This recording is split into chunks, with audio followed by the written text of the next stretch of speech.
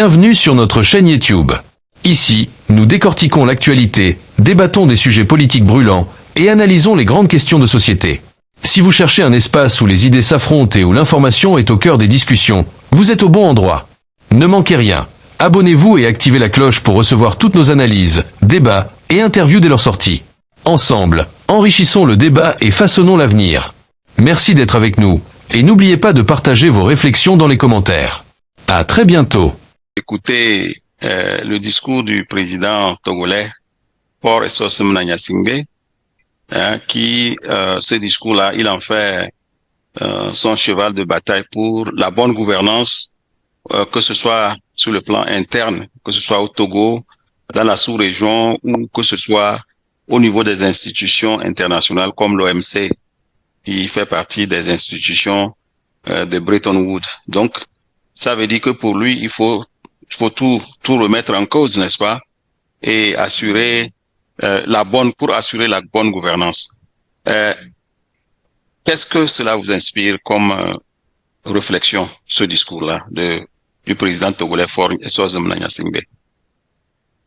Passim. Oui, merci, monsieur Joseph. Je ne sais pas je ne sais pas que vaut la parole d'un esclave devant les capitalistes. Sinon, les Chinois n'avaient pas fait un discours sur la bonne gouvernance avant de construire la Chine. Moi, je ne comprends pas pourquoi c'est à l'extérieur qu'on entend un président parler, alors que sur son terrain ou dans son pays, il n'y a rien qui bouge. Sinon, tout ce qu'il dit, c'est une façon de se légitimer par rapport aux contestations internes qui ne disent pas son nom et qui ne disent pas leur nom, et une manière de se faire entendre ou de dire qu'il est reconnu à l'extérieur et donc il s'impose aux Togolais. Sinon, la bonne gouvernance ne signifie pas aller faire un discours. La bonne gouvernance, c'est quand on fait le bilan de 20 ans de règne sans succès et on rend l'établi, et non de passer 20 ans et continuer à vouloir monarchiser le pays, croire qu'on est en train de vouloir rapprocher les institutions et la redevabilité des dirigeants au peuple, alors qu'on les a exclus dans les prises de décision. Dada, qu'est-ce que tu as à dire? Oui, Passim a bien résumé. Je vais écouter Faure Gnassingbé. Tout ce qu'il dit, c'est bien.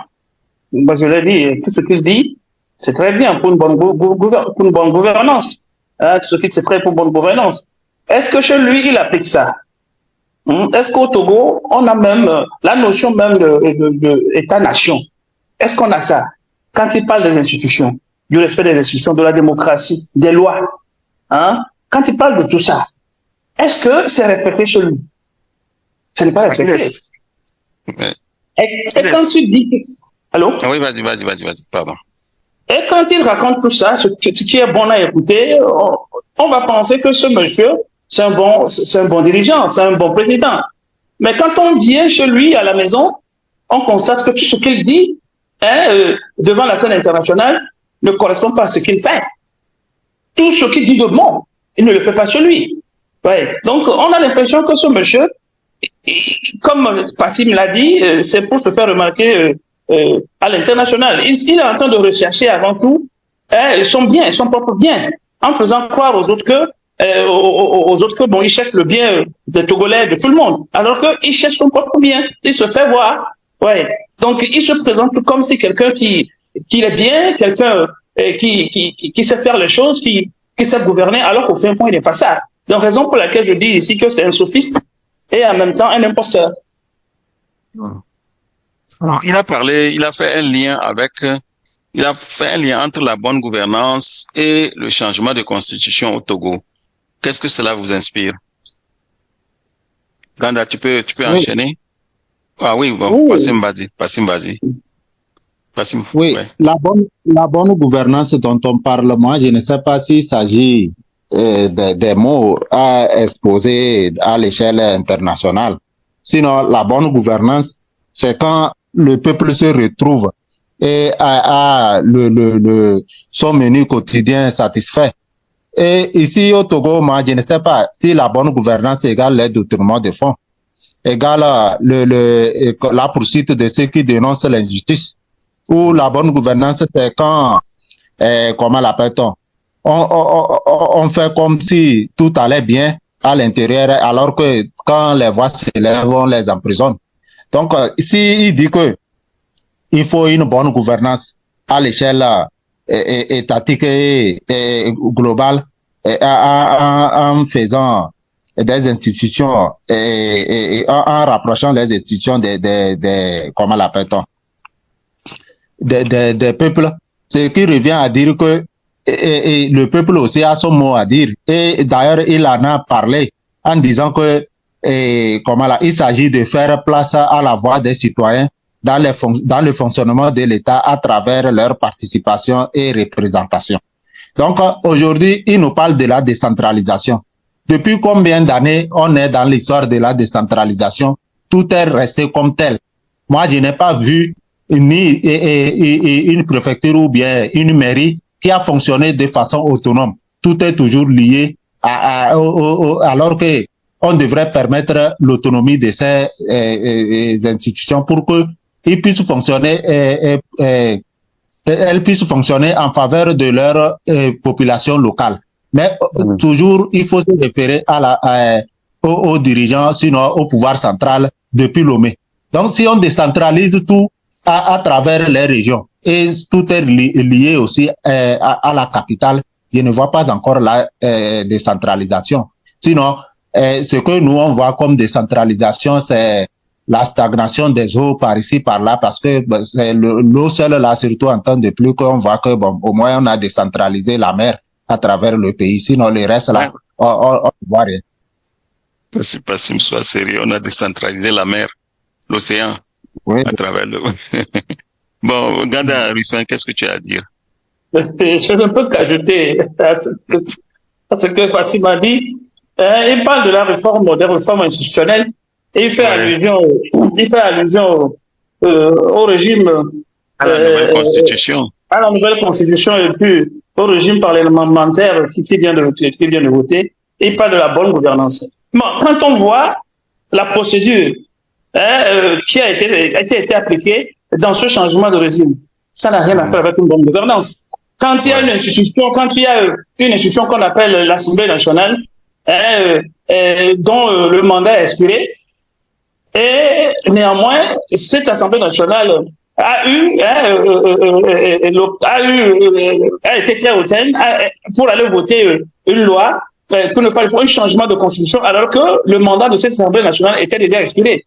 Alors, le respect des lois même, le respect de la constitution même est bafoué. Ben, il parle de la bonne gouvernance, alors que lui-même, il piétine les lois élémentaires par le pied. Ouais. Donc, il dit ici qu'en changeant la Constitution, on pourra mieux équilibrer les pouvoirs exécutifs et législatifs et les autres pouvoirs. Mais tous ces pouvoirs-là, même avant, c'était dans la main de qui? Dans sa main, lui seul. C'est lui qui les gérait. Qu'est-ce qui prouve que maintenant, en changeant comment on appelle le régime, ces pouvoirs-là seront indépendants? Rien ne le prouve.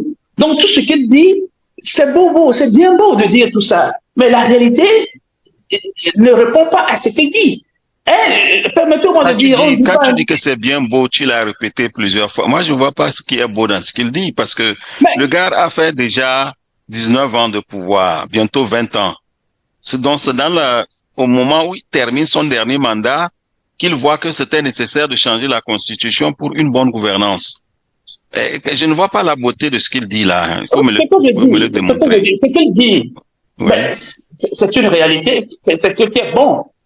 Ce qu'il dit, ce n'est pas faux. Mais seulement, il ne l'a jamais appliqué. Tu vois, c'est-à-dire qu'il sait ce qui est bon. Mais d'une façon délibérée, il ne veut pas l'appliquer. Ouais, donc, quelque chose ne marche pas chez lui. C'est ce que je veux dire par là. Si quelqu'un, lui, c'est ce que je veux dire. Au moins, il réfléchit avant de parler. Mais malheureusement, il réfléchit, mais il n'arrive pas à agir. Mais le discours a été préparé, hein. Ils ont bien réfléchi avant de lui écrire le discours. Oui, c'est ce que je dis. Ils réfléchissent avant de parler. Mais malheureusement, ils réfléchissent, mais ils n'arrivent pas à agir. Ouais, ils n'arrivent pas à agir. Donc, c'est ce que je dis que c'est bon, ce qu'il dit. Mais dans la pratique, ça ne va pas. C'est faux. Donc, c'est un faux. C'est ce que je reviens encore en disant que c'est une imposture. Ouais, donc tout ce qu'il dit, il ne l'a jamais appliqué. Donc il faut que les gens comprennent, dans le monde entier, que ce qu'il dit là, il ne l'a jamais fait chez nous. Comme Bassim l'a dit, il envoie les gens en prison, on ne peut pas critiquer, on ne peut pas parler.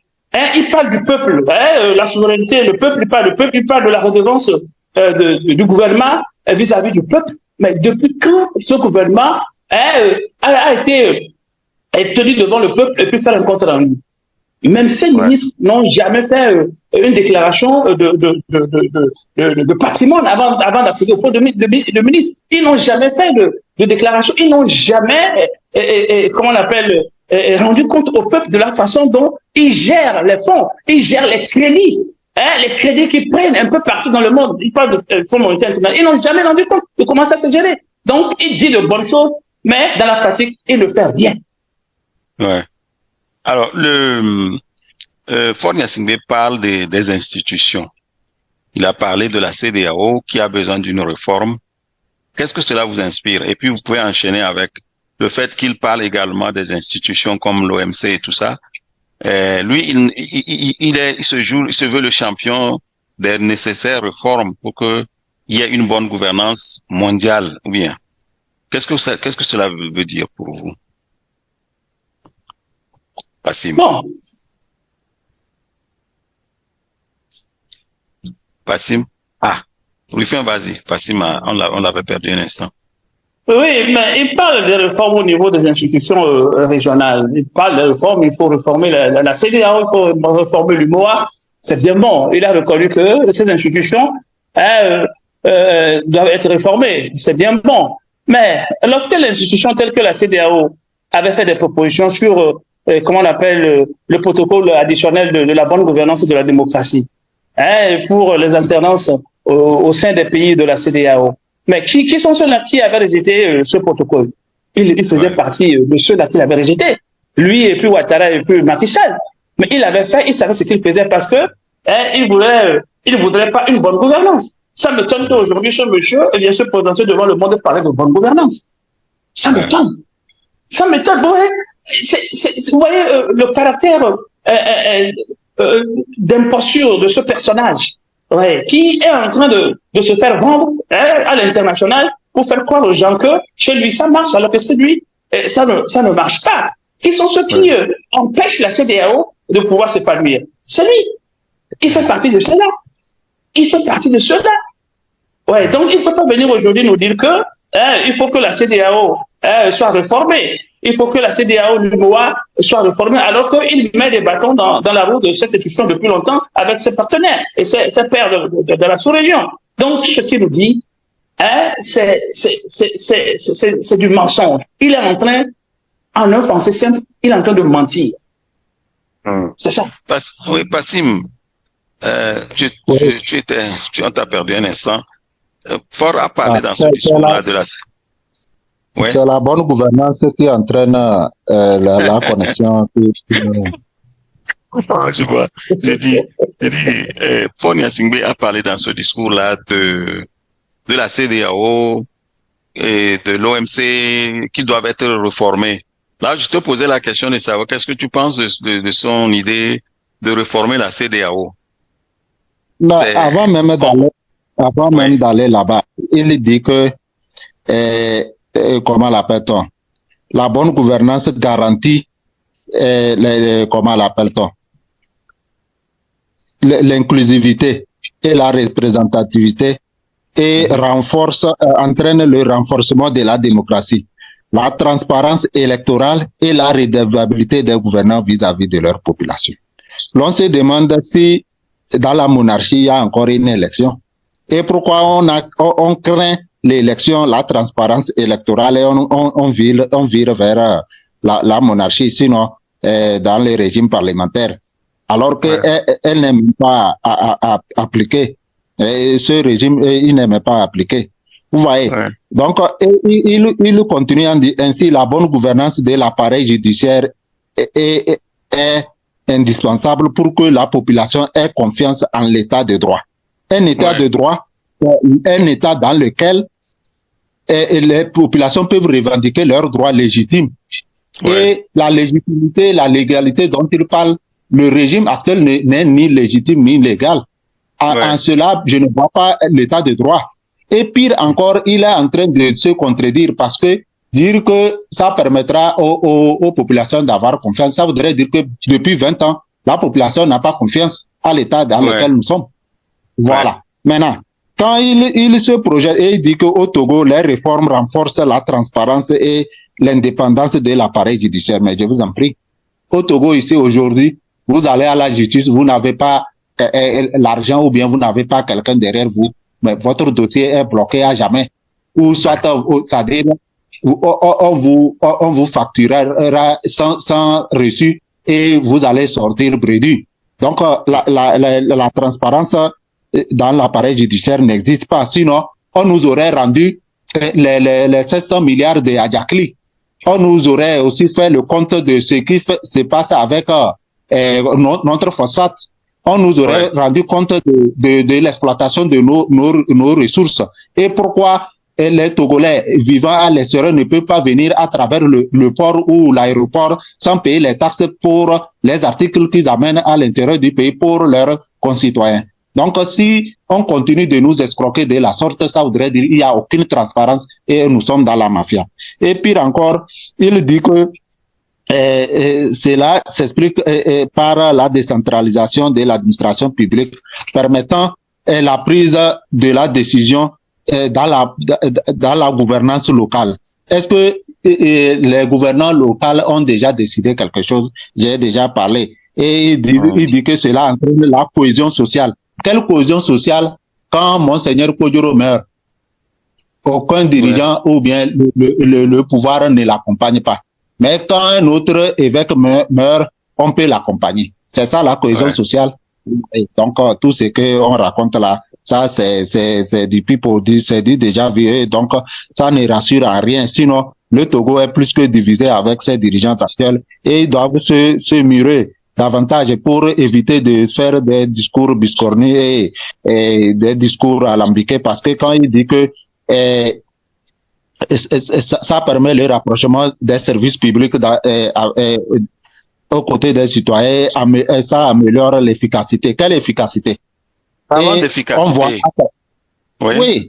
Parlant d'efficacité, au niveau de l'établissement des certificats de naissance, de nationalité, tout ça, il me semble qu'on a constaté à un moment donné quand même une accélération, mais ces derniers temps, on constate que beaucoup de dossiers stagnent et les agents qui sont chargés de traiter ces dossiers-là ne s'occupent même pas d'expédier les dossiers. Et quand il s'agit d'une femme, les agents, nous avons eu beaucoup de témoignages comme ça. Ceux qui sont chargés de s'assurer que les gens ont les papiers demandent des services, vous comprenez, des services charnels en retour. Avant je crois que ça doit être porté à la connaissance des autorités. Fort Gnassingbé a parlé de ça. Oui, vas-y. Mais vous pensez que l'efficacité dont on parle est liée à ça, non? Et ils parlent de l'efficacité quand ils prennent l'argent chez la population, c'est ce que moi je comprends. Sinon, l'efficacité n'est nulle part. Vous faites une demande de casier judiciaire. Vous y rendez même encore, comment l'appelle-t-on, au tribunal. Sinon, au tribunal pour retirer le casier judiciaire. Où est la modernité? Et vous pouvez même lancer la demande. Et non seulement le numéro ne fonctionne pas pour que vous puissiez payer les frais, mais vous allez faire des heures et des jours avant d'être accepté. Donc tout ça là, c'est ça le rapprochement. Si réellement on a modernisé, on devrait moderniser. Quand tu fais une demande, tu es aussi susceptible d'avoir cette demande de façon électronique ou bien par courrier. Mais pourquoi on doit se rendre toujours sur les lieux et puis on nous dit qu'on a modernisé? Il n'y a aucune modernisation. J'ai reçu une dizaine de témoignages de personnes à qui on demande de payer des choses d'abord, de payer de l'argent, et puis après on retrouve les gens, on dit que celui qui avait reçu l'argent là n'est plus à Lomé, il est à Kara, et le dossier se trouve chez telle personne, et quand c'est une femme, on regarde celui-là même qui va maintenant traiter le dossier, demande en retour quelque chose d'autre. Donc, Bien tout sûr, ça là, c'est lié. si vous Tout ça donnez, là, c'est lié. Ouais. moi-même, j'avais un dossier, sinon un petit papier que je devrais prendre. À cause de ce papier, je devrais payer 5 000 à un greffier. Le greffier a pris 5 000. Il est affecté, il le sait très bien. Il part, on amène un autre greffier pour le même papier. Il faut que je repaye 5 000. Il y a deux administrations, Voilà. ou bien c'est une continuité. Vous Voilà. voyez. Et dans ça, j'ai dû payer 8 000 francs parce que je les ai dit que je n'ai plus 5 000 à donner et j'ai donné 3 000. Vous voyez. Et après ça, ce travail qu'ils font, c'est-à-dire on n'a même pas de tarifs pour des dossiers à la justice. Vous allez, si ça vous amène à revendiquer ou bien à réclamer un reçu, mais vous allez sortir sans votre sans satisfaction parce que vous avez demandé le reçu. De quelle justice parle-t-on? La justice, c'est la transparence et l'équilibre. Pourquoi à la justice, on ne peut pas fixer les taux relativement au dossier à exécuter et ce qu'il faut pour que ça puisse être transparent. Et les greffiers en chef, c'est eux qui fixent les prix et on ne sait pas à quelle fin cela est destiné. Et vous allez voir, les dossiers dorment là-bas. Vous appelez fatigué. Vous allez, on vous dit que non, le juge ou bien le président n'est pas là, tout ça là, alors que c'est pour prendre les dossiers de table d'abord. Nous sommes fatigués de ces histoires-là.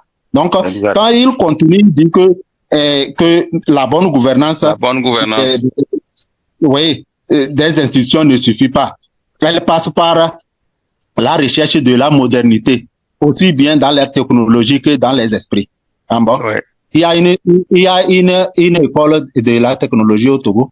Il y a une école de recherche au Togo en matière de la technologie. Sinon, où est-ce qu'on forme les gens en esprit c'est-à-dire pour qu'ils aient un esprit fort pour développer leur technologie? Je ne vois pas. Vous voyez, ils sont toujours dans la contradiction. Les Chinois n'ont pas dit ça à quelqu'un avant d'asseoir leur technologie de pointe. Et ils continuent en disant que la bonne gouvernance aujourd'hui a besoin de la technologie de pointe.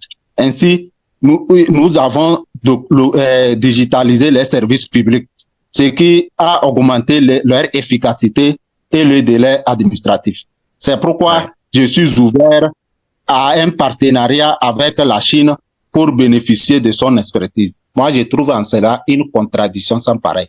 Parce que si vous dites que vous avez modernisé et vous avez digitalisé, en retour, c'est la Chine qui devrait venir tirer l'expertise chez vous. Mais si vous êtes ouvert pour la technologie de pointe en Chine, ça voudrait dire que vous avez des lacunes. Vous n'avez rien fait. Sinon, on n'a rien ici. Ici, au Togo, il pleut. La connexion n'existe pas, que ce soit du réseau Move ou Togocell. La connexion n'existe pas quand vous êtes dans un milieu reculé. Et même parfois, même si c'est en ville, vous peinez à être connecté. Et toujours, on assaille les gens, il faut installer les Wi-Fi. Donc, les Wi-Fi sont devenus les alternatives. Tout ça, là, c'est pour l'argent. Mais les Wi-Fi même ne fonctionnent pas. Donc, s'il parle de la digitalisation et de la technologie, c'est un talent que les gens ont développé. Si la Chine a développé sa technologie, les Togolais aussi peuvent développer leur technologie. Sinon, on ne devrait pas aller faire un discours là-bas. On devrait faire preuve pour que les autres puissent savoir que bon, il y a un noyau ici quelque part en Afrique où on peut aussi voir autre. Sinon, la technologie chinoise, elle ne peut jamais être livrée aux Africains. Il nous revient d'exercer notre talent pour nous relancer et avoir notre autonomie. Sinon, les autres vont toujours nous utiliser. Le discours ne sert plus à rien. Il faut joindre l'acte à la parole. Donc, c'est en quelque sorte ce qu'il dit. Il va même jusqu'à dire que la bonne gouvernance aussi entraîne l'égalité des genres. C'est pourquoi depuis plusieurs années, nous avons une ministre Dogbe qui est présidente et premier ministre du Togo. Mais pour lui, elle représente la femme. Et voilà, c'est pourquoi il y a continuité dans sa gouvernance. Non seulement ça, il y a les femmes dans tous les secteurs. Ces femmes sont sinistres et sinistres. C'est-à-dire, elles n'accordent aucune importance à une vie. Sinon, la vie est sacrée. Une femme qui est censée porter une vie devrait protéger les vies. Aujourd'hui, les chômeurs, les enfants des prisonniers, qui meurent, qui n'ont pas de soutien. Ces femmes-là disent quoi? Nos marchés inondés, brûlés. La femme là même, c'est pas la première ministre là même qui avait dit qu'on va forcer les gens pour les vacciner l'année passée. Voilà. Une femme qui nous donne seulement par des poisons, par des seringues, c'est une femme. Elle dit qu'on va nous forcer pour nous vacciner là-bas au Togo. Et même si le produit est périmé, on ne va jamais. Il faut nous faire peur pour nous inoculer le produit. Ça, c'est aller à l'encontre de la sacralité de la vie. Vous voyez. Donc, si on continue avec leur bonne gouvernance des institutions internationales, il va maintenant parler de l'ONU et des limites de la gouvernance économique quand il parle de l'OMC. Ouais, on va y aller. Oui. On va aller au deuxième grand volet de ce sujet. C'est que tout ce que Faure Gnassingbé, et quand il parle de la CEDEAO, il parle des institutions de l'ONU qui sont périmées, tout ça, c'est pour se présenter sur le plan international comme un panafricain. N'est-ce pas? Un panafricain. Et puis, puisque vous vous rappelez les discours de son ministre des Affaires étrangères, M. Doucet, qui parle du panafricanisme, on est fatigué de recevoir des leçons, on est fatigué. Et dans ce discours, c'est subtilement qu'il essaie de se présenter comme celui qui recherche la nouveauté, qui recherche les réformes au niveau international. Et ça nous amène à aborder le deuxième point, celui du panafricanisme dont il se veut le grand chantre et le champion aujourd'hui. Et il est en train d'organiser un sommet très bientôt. J'aimerais qu'on en parle avant de clôturer cette petite discussion. Rufin, qu'est-ce que tu en dis? Faure Gnassingbé, c'est le grand panafricaniste qui est en train d'organiser une grande conférence bientôt. Faire un peu un retour en arrière. Ouais. Il parle de la bonne gouvernance. Il parle d'avoir digitalisé de nombreux services publics. Je voudrais rappeler ici que le coût de téléphone, le coût de télécommunication au Togo est le plus cher en Afrique, en général. Très cher même par rapport aux autres pays. Donc, je ne vois pas ce que ça rapporte aux Togolais. Comme elle l'a dit, même nous sommes en train de faire ce débat. On a de sérieux problèmes. Notre frère qui est à Lomé, au Togo, a de sérieux problèmes de communication, de connexion. Ouais. Donc, c'est déjà une preuve que le Togo a de sérieux problèmes sur le plan de communication. Donc, il ne peut pas venir ici nous dire qu'ils ont digitalisé les services publics. Et aussi, Passim a tout dit. Il a parlé de l'égalité des genres. Raison pour laquelle dans son gouvernement on a tellement de femmes. Mais ici on ne parle pas de quantité, on parle de qualité. Ouais, on parle de qualité. Les femmes, qu'est-ce qu'elles apportent? Passim a déjà dit, ils sont des femmes qui n'ont pas, en tant que mère, n'ont pas le cœur d'une mère. Quand on voit ce qui se passe, donc ces femmes ne nous apportent rien du tout. On veut la qualité, mais pas la quantité. Donc il parle il mise sur la bonne gouvernance. La bonne gouvernance aussi, c'est d'être souverain. Ouais. La bonne gouvernance, c'est de prôner la souveraineté. À l'instant où il parle, là où il parle, en Chine, la Chine qui leur a alloué une enveloppe de 50 milliards de dollars, alors qu'il y a de cela 3 ans, 4 ans, la Chine avait alloué près du double. Mais maintenant, pourquoi la Chine a diminué? C'est parce que les fonds qui leur sont alloués, la Chine ne voit pas ce qu'ils font avec. La Chine aujourd'hui, il y a de cela quelques jours, la Chine a essayé de réduire les dettes que les Africains ont vis-à-vis d'elle. Mais quand ils prennent l'argent, qu'est-ce qu'ils font avec l'argent? La manière de gérer l'argent, le fonds public, les crédits qu'on a, ça fait partie aussi de la bonne gouvernance. Comment eux, ils gèrent ça? Comment ils peuvent prouver ça au peuple togolais? Comment ils gèrent les différents crédits qu'ils contactent auprès des pays, auprès des institutions? Comment ils peuvent prouver ça? Qu'est-ce qu'ils font avec? La souveraineté, c'est vraiment important. L'autosuffisance alimentaire, les gens n'arrivent même pas à manger. Ça fait partie aussi de la bonne gouvernance. La première truc de souveraineté, c'est l'autosuffisance alimentaire. Il n'y en a pas. Donc, tout ce que Faure Gnassingbé dit ici, qui est très bon, qui est très beau, qui est une réalité, tout simplement, qui n'applique pas chez lui, c'est pour simplement nous dire, présenter à tout le monde que lui, il est un panafricaniste. Que lui, il aime son peuple, il aime les Africains, que ce sont les institutions internationales qui fonctionnent mal, il le dit, c'est l'impérialisme qui est mauvais, alors que tout le temps, il a soutenu cet impérialisme. Et tout le temps, il a soutenu le système.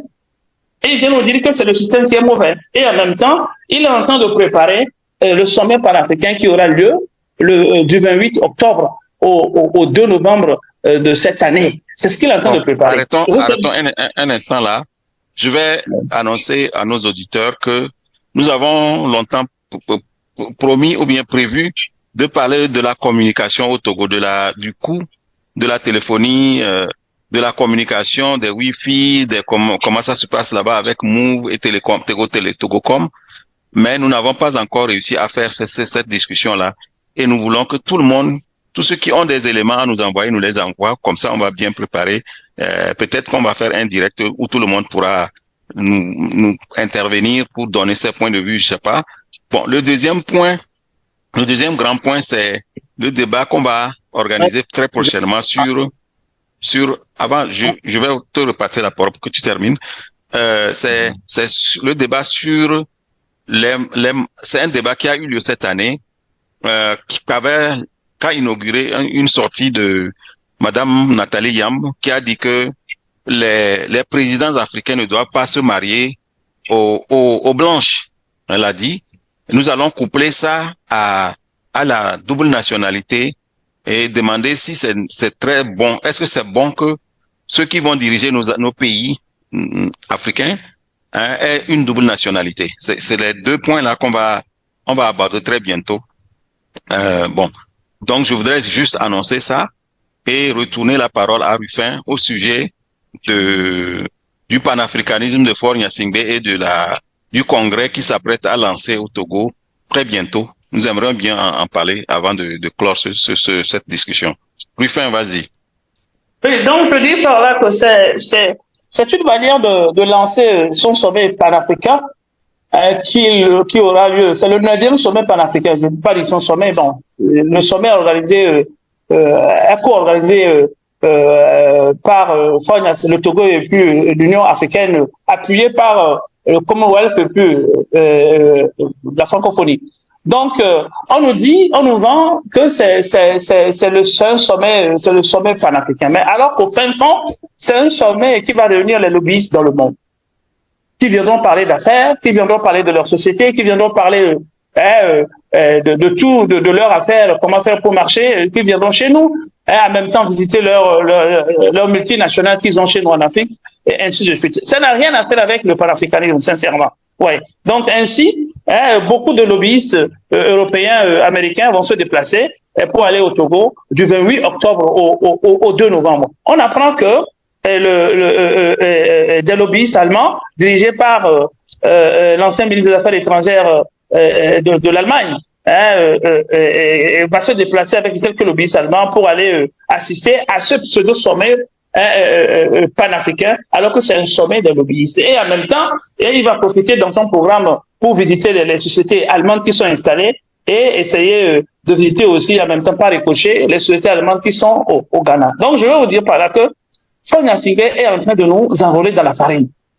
Oui, il n'est ni panafricaniste, il n'est ni quelqu'un qui prône la souveraineté, la liberté du continent, du pays. C'est quelqu'un qui fonctionne pour lui-même. Il passe par tous les moyens pour conserver son pouvoir. C'est tout ce qu'il sait faire. Voilà.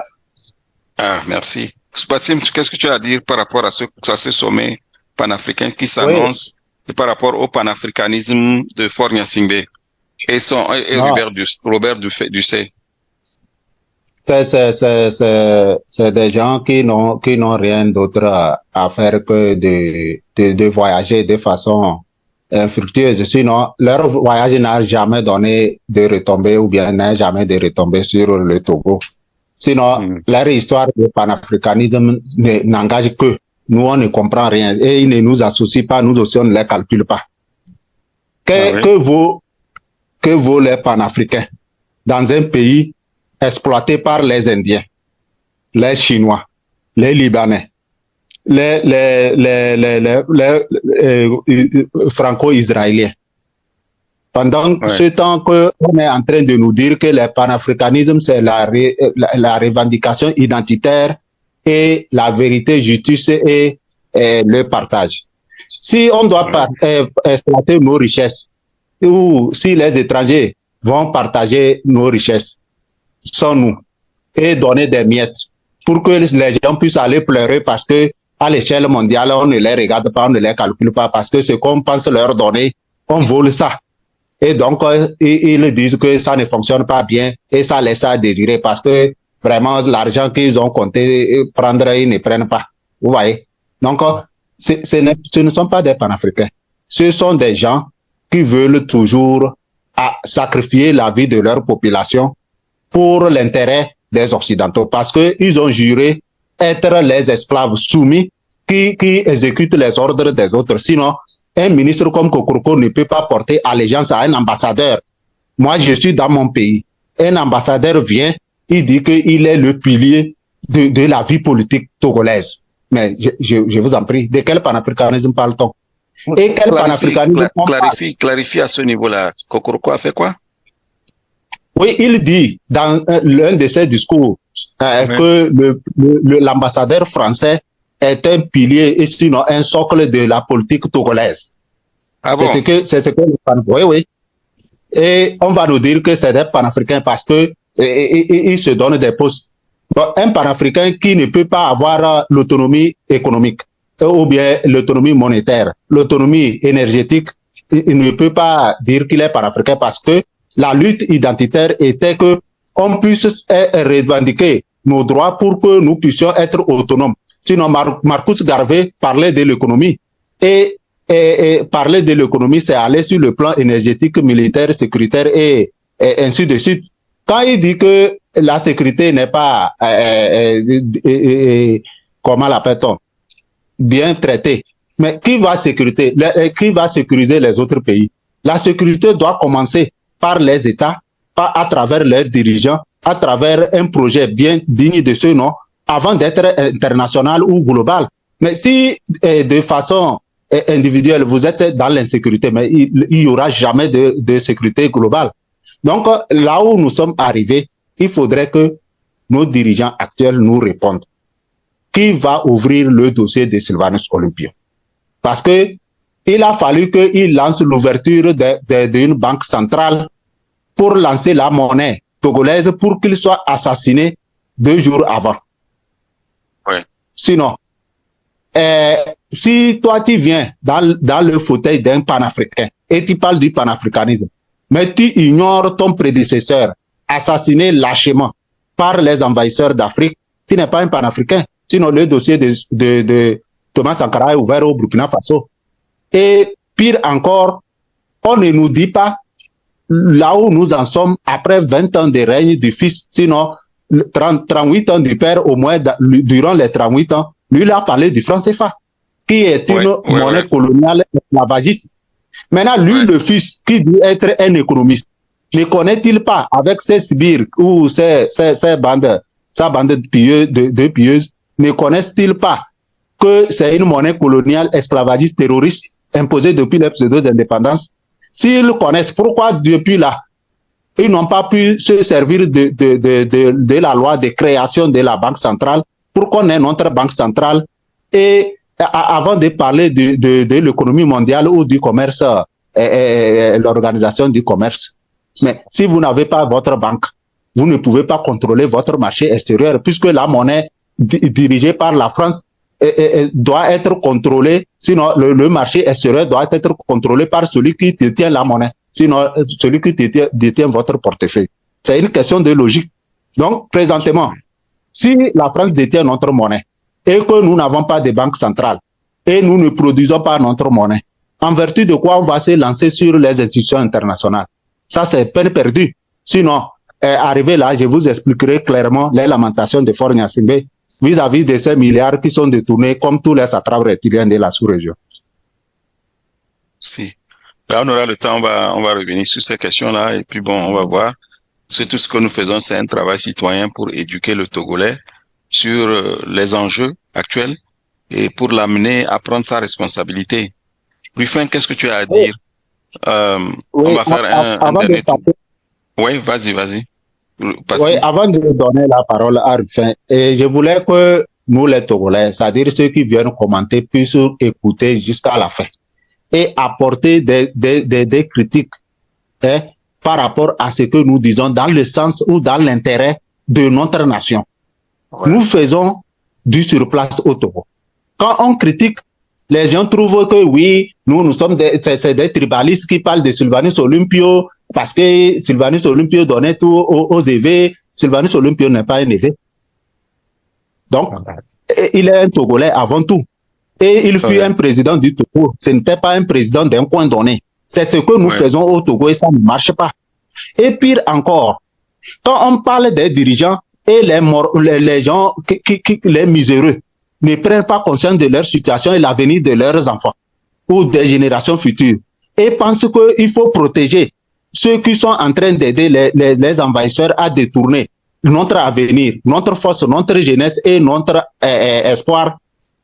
En tout cas, moi, je ne sais pas ce qu'ils attendent de ce pays. Parce que nous tous, si nous sommes venus dans ce monde et dans un coin donné comme le Togo ou le Bénin ou en Afrique en général, nous avons une mission. Et notre mission, si on ne peut pas aussi tous être président ou ministre, nous pouvons aussi participer par notre critique à améliorer les conditions de vie et de travail des gens. Donc, si pendant 60 ans, on n'a pas pu tracer une voie internationale digne de ce nom, si on n'a pas pu améliorer les conditions de vie et de travail, sinon améliorer les salaires. Aujourd'hui, on dit oui, le panafricain, il a permis l'ouverture du port pour les Sahéliens. Mais ça a donné quoi aux Togolais? Est-ce que le salaire des Togolais a augmenté? Le panier de la ménagère a trouvé une amélioration? Non. Donc, il faudrait que les gens puissent prendre conscience de leur état d'esclave et de leur état de misère pour savoir que ce n'est pas une fatalité et qu'on peut vivre mieux. Nous sommes un petit pays et avec toutes les richesses, on ne doit pas tendre la main et que les autres ne peuvent pas s'accaparer des richesses au profit des étrangers à notre détriment. Ça, c'est mon droit légitime et c'est notre droit légitime de réclamer pour que nous puissions vivre heureux et mieux parce que, après tout, nous sommes des passages. Nul ne peut accumuler et partir avec. Sinon, on nous dira avec combien Eyadema est parti et avec combien Bokassa est parti ou avec combien Mambutu est parti. Voilà. Si les gens vont voler, amener, déposer dans les banques ailleurs, alors qu'on pouvait développer leur pays, leur pays avec ces fonds, il faudrait qu'on les interpelle. Parce que là où c'est beau et ça brille et qu'ils convoitent, c'est le travail des hommes. C'est le travail c'est le cahier de charges bien digne de ce nom. Sinon, John Magufuli, en Tanzanie, a fait 5 ans, il n'est pas sorti. Il travaillait, il vidait même comment l'appelle-t-on? Les faux sceptiques. Les faux sceptiques avec certains citoyens. Pour dire que il faut donner un exemple. Parce que les peuples fainéants tirent leur fainéantise de leurs dirigeants. Quand les gens se contentent de leur veste, de leur costume, de leur vie de luxe, alors qu'ils vivent dans l'esclavage de luxe, mais il faudrait que on puisse vraiment marteler pour que chacun puisse se mettre au travail. Un ministre, il est serviteur de la nation, non? Et il doit se servir du peuple pour évoluer. Et c'est ce qui se passe au Togo. Comment se fait-il que on peut nommer des gens comme ministres, ils ne vont jamais à la retraite? Mais ils ont fait l'école de ces ministères où? Et pourquoi c'est les mêmes? Et pourquoi les autres applaudissent toujours alors que nous avons tous étudié pour assurer la relève? S'ils partent aujourd'hui, qui va assurer la relève? Il faudrait qu'il y ait une classe dirigeante qui doit aussi être au vertière pour observer les autres. C'est ce que nous souhaitons. Et le Togo n'est pas construit parce que certains se disent que c'est à eux le pouvoir et ils doivent tout faire. Aucun groupe de personnes ne peut développer seul le pays. C'est l'ensemble des citoyens qui doivent participer et à partir de leurs impôts qu'ils payent, à partir de nos impôts que nous payons, les routes doivent être tracées ensemble. Nous pouvons faire comme des Chinois et participer. C'est ça la participation citoyenne. La participation citoyenne ne se limite pas aux élections et au gaz lacrymogène qu'on va lancer les gens parce qu'ils revendiquent leurs droits. Donc moi je pense qu'il est nécessaire que les citoyens togolais puissent faire une introspection et puissent vraiment se décoloniser mentalement et spirituellement, sinon intellectuellement, afin de voir l'avenir de la nation et non l'avenir de leur famille ou de quelques personnes qu'on doit applaudir. Nous ne sommes pas nés pour applaudir les autres. Il faut travailler. Merci, Passim. Et avant de passer la parole à Rufin, je crois que nous sommes presque à la fin de notre causerie. Hein. Je voudrais dire simplement que cette semaine, une idée que j'ai, une pensée qu'a développé le professeur Franklin Nyamsi m'a traversé l'esprit, c'est que quelqu'un qui a un enfant, hein, comme au Togo, nous avons tous des enfants, et on n'a pas conscience que leur avenir est hypothéqué. Et cette idée-là m'a traversé la tête toute la semaine. C'est-à-dire que nous vivons comme si nous ne réfléchissons pas, alors que nous avons des enfants. Quel avenir, quel pays nous voulons laisser à nos enfants? Oui. Si nous ne pouvons pas lutter pour que les enfants aient un pays, un Togo meilleur ou une Afrique meilleure, c'est vraiment, moi, je voudrais que les gens pensent à ça, quoi. C'est-à-dire que ça ne va pas, et ce que nous faisons là, c'est pas ça qu'on doit faire. Ça ne va pas, et c'est pas ça qu'on doit faire. Si nous allons mourir et laisser le Togo comme il est là, comme héritage aux enfants, c'est très grave. C'est ce que je voulais ajouter. Rufin, vas-y. Je voudrais attirer encore l'attention de nos frères togolais et de nos sœurs togolaises que la politique extérieure de Faure Gnassingbé, la politique internationale de Faure Gnassingbé, c'est ce qui le maintient au pouvoir jusqu'à aujourd'hui. Et cette politique avantage aussi largement la communauté internationale. Cette politique est pro-occidentale, est pro-impérialiste, pour ne pas dire pro-impérialiste. Donc, mes chers frères et sœurs, si nous voulons vraiment nous libérer, la diaspora doit s'organiser pour s'attaquer à cette politique extérieure. Ok. L'organisation de ce sommet dit panafricaniste, qui n'est seulement qu'un sommet de lobbyistes, est un exemple. Je sais que beaucoup de gens vont se dire que non, nous sommes en train de bluffer. C'est une réalité. Si on pourrait passer par tous les moyens pour empêcher ce sommet-là, ce 9e sommet, je pense qu'on aurait fait vraiment un grand pas vers le combat, vers la libération du pays. Parce que si Faure Gnassingbé organise ce sommet-là, il aurait gagné encore beaucoup de points dans son actif. Hein, il aurait encore à se renforcer. Et en même temps, beaucoup vont encore oublier le problème interne. C'est toujours comme ça. C'est la politique, ça, chez Faure Gnassingbé. Donc, je voudrais que tout le monde s'attelle à dénoncer ce sommet qui aura lieu. S'il le faut même, passer par tous les moyens pour que ce sommet n'ait pas lieu au Togo, pour que Faure Gnassingbé n'organise pas un